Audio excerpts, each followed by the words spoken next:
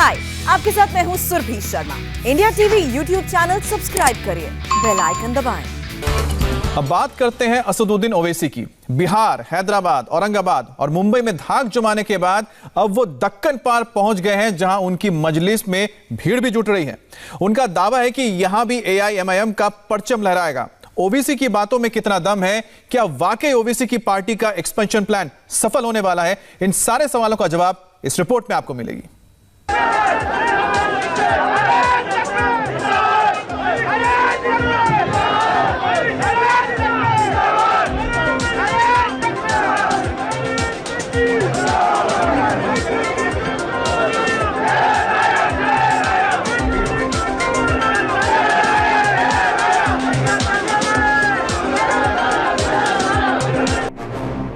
ये नारा चेन्नई के मैदान में लगा है। हैदराबाद से 626 किलोमीटर दूर, मुंबई से 1330 किलोमीटर दूर चेन्नई है और औरंगाबाद से 1200 किलोमीटर की दूरी है चेन्नई की, जहां तमिल बोली जाती है, समझी जाती है। फिर भी वहां के एक हिंदी उर्दू बोलने वाले डेक्कन के लीडर ओवैसी को सुनने हजारों मुसलमान इकट्ठा हुए। मतलब समझिए, तमिलनाडु में चुनाव है और भाईजान ने मैसेज दे दिया है। अब जो ADMK पार्टी है वो मैडम जयललिता की पार्टी नहीं रही, क्योंकि मैडम जयललिता ने अपनी पार्टी को बीजेपी से दूर रखा था और तमिल अवाम की इस शनाख्त को, उनकी पहचान को बीजेपी के आगे झुकने नहीं दिया था। अफसोस की बात यह है कि ADMK आज नरेंद्र मोदी की गुलाम बन चुकी है। ओवैसी ने उन्हीं मुद्दों को टच किया जो अकलियत के दिलो दिमाग में भरा हुआ है। उनका इमोशन जुड़ा है। 45 मिनट तक ओवैसी ने तकरीर दी, एक एक करके विरोधियों पर वार किया। पहले मोदी और AIADMK पर, फिर DMK को टारगेट किया। हम मुसलमान यकीनन जज्बाती होते हैं।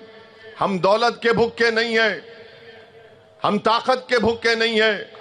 यकीनन अल्लाह हमारे लिए काफी है। अगर कोई चीज की आज हमारे को जरूरत है तो इज्जत की जरूरत है। आप इज्जत से पेश आओ, आपका पसीना गिरेगा, हम अपना खून बहा देंगे वहां पर। दिनाकरन साहब हमसे इज्जत से पेश आए, DMK हमारी बेइज्जती की। इंशाअल्लाह ताला अल्लाह इज्जत और जिल्लत का देने वाला है।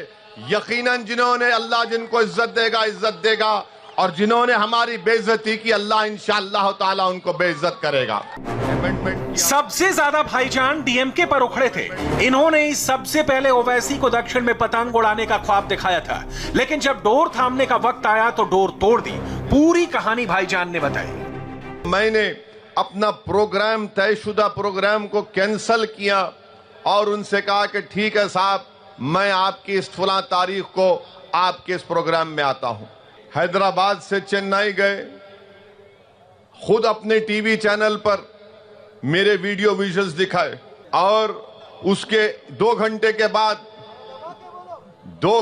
बाद बोल दिए कि मैं ओवैसी से मिला ही नहीं।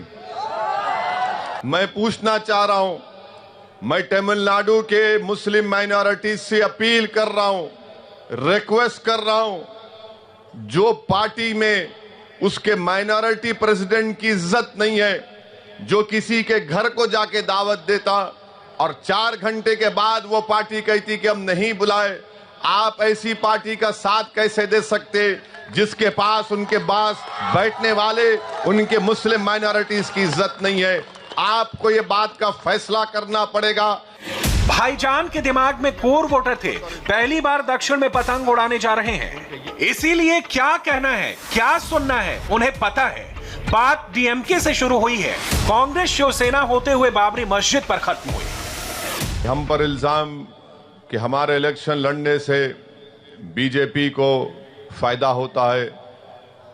मैं DMK के लीडर से पूछना चाह रहा हूं, आपके पास सेकुलरिज्म के माने क्या हैं? क्या यह बात सच नहीं है कि महाराष्ट्र में कांग्रेस पार्टी शिवसेना को सपोर्ट कर रही है और शिवसेना का चीफ मिनिस्टर महाराष्ट्र में बनता है तो कांग्रेस पार्टी और NCP की सपोर्ट से? क्या शिवसेना सेकुलर है या कम्युनल है? ये हम डीएमके के लोगों से पूछना चाहते हैं। मैं डीएमके के लीडरशिप से पूछना चाहता हूं, मोहतरम जनाब स्टैलिन साहब से, जनाब बालू साहब से, क्या आप शिवसेना को सेकुलर मानते हैं?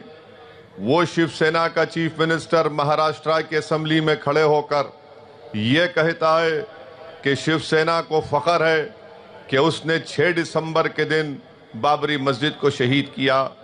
क्या आज डीएमके भी शिवसेना की बात को मानती है? कांग्रेस पार्टी महाराष्ट्र में डीएमके को सपोर्ट कर, महाराष्ट्र में शिवसेना को सपोर्ट कर रही है।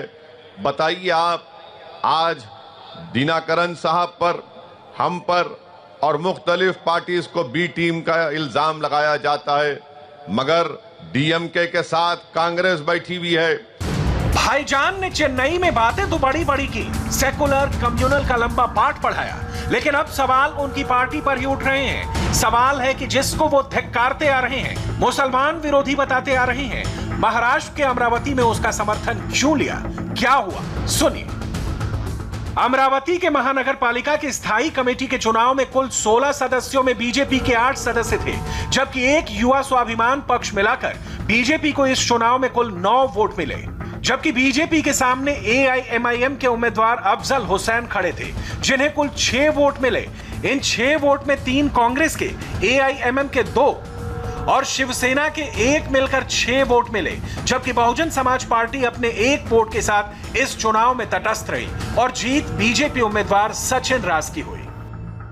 तमिलनाडु में डीएमके के साथ कांग्रेस के हाथ मिलाने को लेकर एआईएम के नेता ओवैसी की जुबान तीखी हो गई है। उन्होंने महाराष्ट्र में कांग्रेस के शिवसेना के साथ गठबंधन का हवाला देते हुए ये सवाल पूछा है कि क्या ऐसी कांग्रेस के साथ हाथ मिलाना डीएमके को शोभा देता है। लेकिन यही ओवैसी शायद ये भूल गए कि अमरावती इसी महाराष्ट्र में है और अमरावती की महानगर पालिका की स्टैंडिंग कमेटी के चेयरमैन पद के लिए ओवैसी की पार्टी ने शिवसेना का सपोर्ट लिया। तो अब क्या कहेंगे ओवैसी? डीएमके ने जब डोर तोड़ दी तो टीटीवी दिनाकरन की अम्मा मक्कल मुन्नेन कड़गम एएमएमके का सहारा मिला। 3 जगह से तमिलनाडु में ओवैसी की पार्टी को टिकट मिला है, कृष्णागिरी, वानियमबाड़ी, शंकरापुरम। नई जमीन है, नया आसमान है, लेकिन सवाल यह है कि भाईजान के लिए यह कितना मुश्किल है और कितना आसान है। इसे समझने के लिए हमारे संवाददाता टी राघवन कृष्णागिरी विधानसभा पहुंचे। चेन्नई से 2.5 किलोमीटर दूर है कृष्णागिरी। हमने यहां ओवैसी फीवर कितना है उसे महसूस करने की कोशिश की, लेकिन उससे पहले यहां का पॉलिटिकल इक्वेशन क्या है उसे भी देख लीजिए। इस सीट पर मुकाबला डीएमके के सिटिंग एमएलए के सेंगुटवन और एआईएडीएमके के अशोक कुमार के बीच ही है। ओवैसी की पार्टी के उम्मीदवार का ऐलान अभी नहीं हुआ है।